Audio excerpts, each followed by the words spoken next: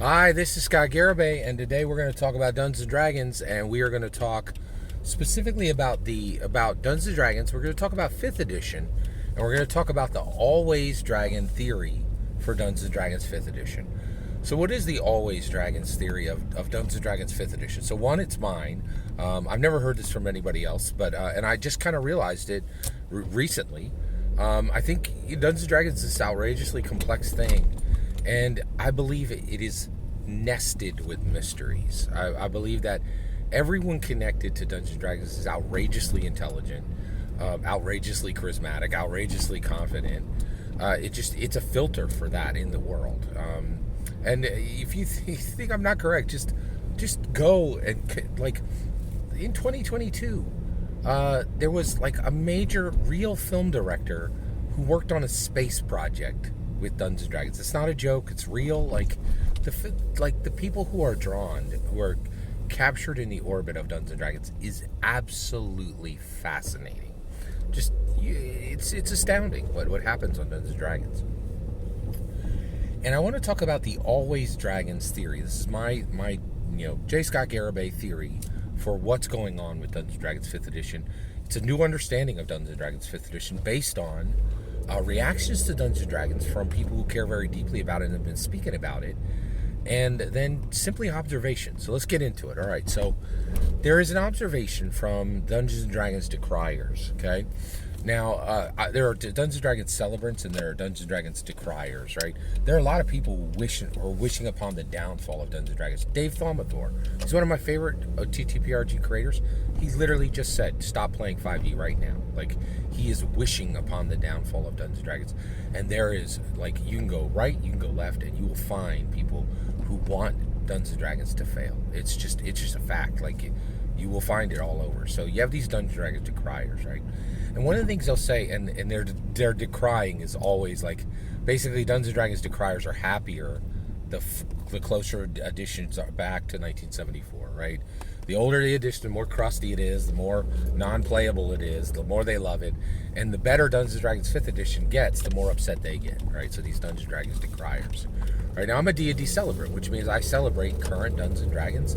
I love current Dungeons & Dragons. I want Dungeons & Dragons to succeed, right? I don't want to see it die, right? And there are people who literally want to see Dungeons & Dragons go away. Dave Thaumathor, brand new, just did a video saying, hey, don't play D&D 5e, right? Like, that's an incredibly bold statement. Like, there are people who go to work every single day.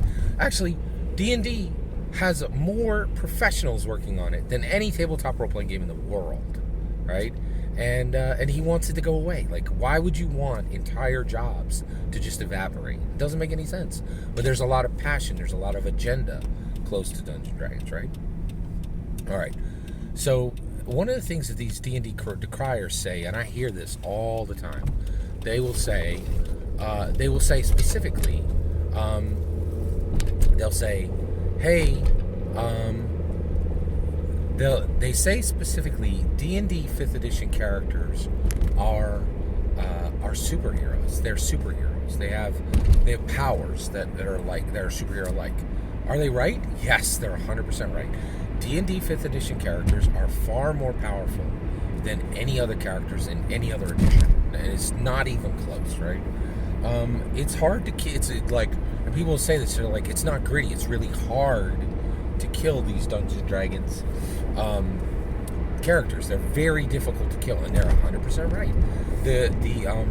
The death save is very flexible. Okay?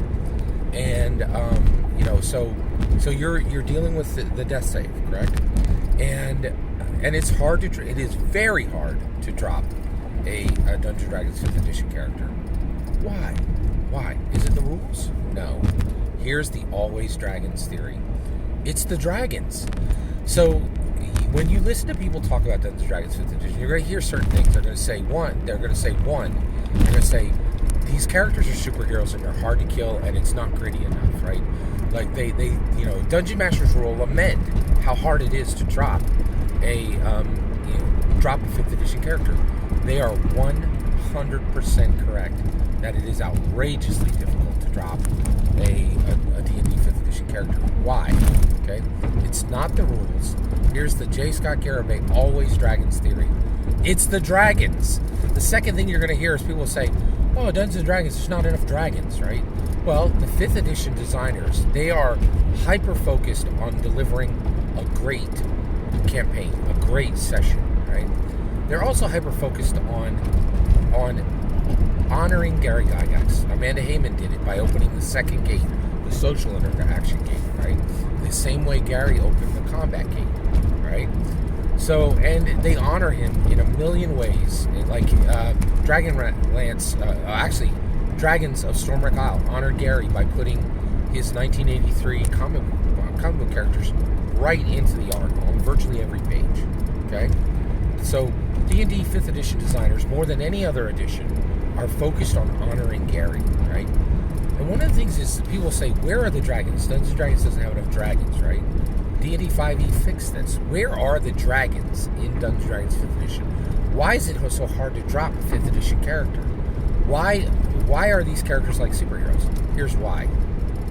Your grandmother says to your to your daughter or your child, they are protected by guardian angels, right? And you're like, what's that noise, Grandma? What are you talking about? Guess what? 5th edition characters. Your grandma is not wrong, and I'm not wrong either here. 5th edition characters are protected by dragons. You see it all over. Dragons are more powerful in 5th edition than any other edition. They're more highlighted in every edition. There are invisible dragons of the chromatic persuasion who invisibly circle around every single 5th edition character and protect them and make sure that when they hit, there's more juice on every hit. That when they are hit, some of those hit points are absorbed, right? And the Dungeons & Dragons 5th edition designers designed it all to be invisible.